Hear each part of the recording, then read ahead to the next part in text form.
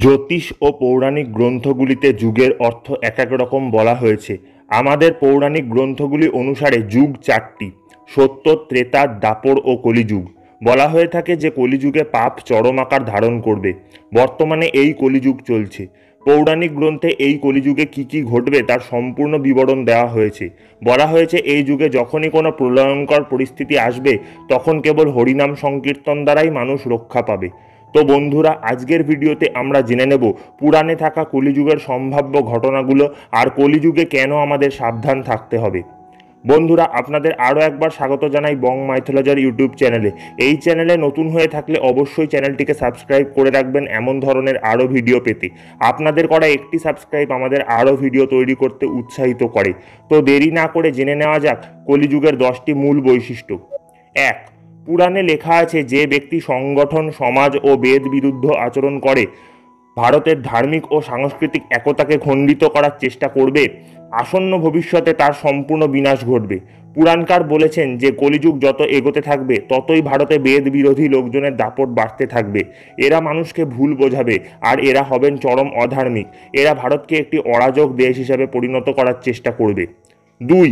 ভগবত পুরাণে বলা আছে যখন সমস্ত বেদ ছেড়ে দিয়ে মানুষ সংস্কার শূন্য হয়ে যাবে তখন লোভী কাপুরুষ নীচ লোকজন ক্ষমতা দখল করবে।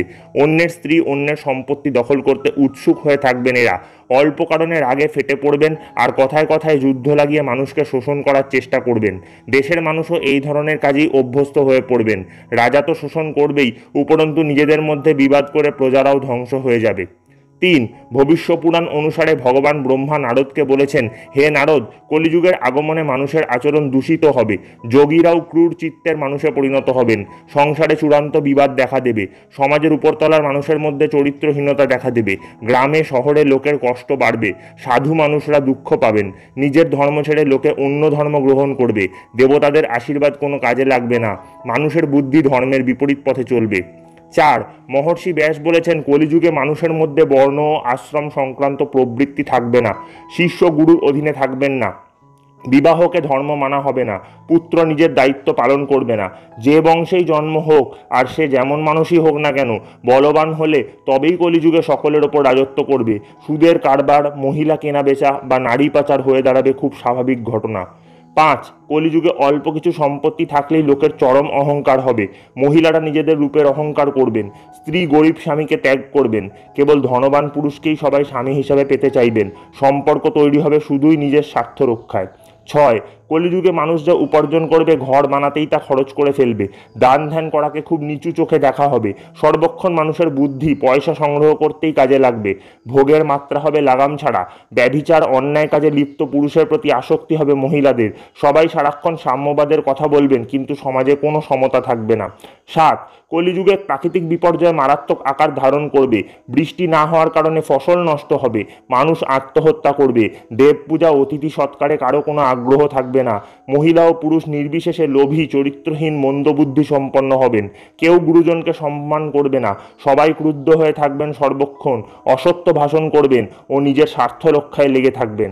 8. কলিযুগে রাজা প্রজাকে রক্ষা তো করবেনই না, বরং করের মাত্রা অধিক করে মুনাফা লুট করতে ব্যস্ত থাকবেন। অসৎ মানুষ ক্ষমতালোভী লোকের স্নেহধন্য হয়ে সবাইকে ঠকাবেন। চরম অধর্ম থাকার কারণে মানুষের আয়ু ক্ষয় হতে থাকবে। ঘোর কলিযুগে মানুষ 20 বছর বাঁচতে গিয়ে হিমশিম খাবে। মন্দবুদ্ধি থাকা লোকের সংখ্যা সমাজে বেড়েই চলবে। 9. শাস্ত্রবিধান ছাড়াই অনুষ্ঠান সম্পন্ন হবে কলিযুগে। ঋণ নিয়ে তা খেলাপ করবে লোকে। পুত্র পিতাকে আর বৌমা শাশুড়িকে অপমান করবেন। মানুষের জীবন অজ্ঞানতায় ভরে উঠবে। দেখা দেবে মনুষ্যত্বের সংকট। 10.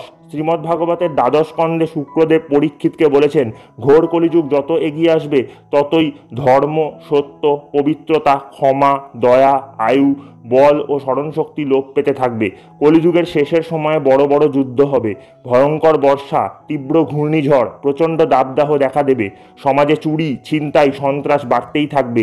কল্কি অবতারের আগমনের সময়ে মানুষের গড় আয়ু 20 থেকে 30 বছরে গিয়ে ঠেকবে।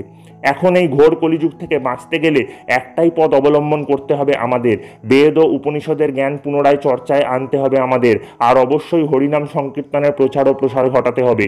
কেবলমাত্র তবেই কলিযুগের এই ভয়ানক প্রভাব থেকে বাঁচতে পারবো আমরা। বন্ধুরা, কলিযুগের অবক্ষয়ের এই দিকগুলি কি আপনার নজরে এসেছে? তাহলে অবশ্যই কমেন্টে তা জানাবেন। ভিডিও ভালো লাগলে একটি লাইক অবশ্যই করবেন ও বন্ধুদের মধ্যে শেয়ার করবেন। আর এমন ধরনের আরও কাহিনী শুনতে চ্যানেলটিকে সাবস্ক্রাইব করে রাখবেন। দেখা হবে পরবর্তী ভিডিওতে। জয় শ্রীকৃষ্ণ।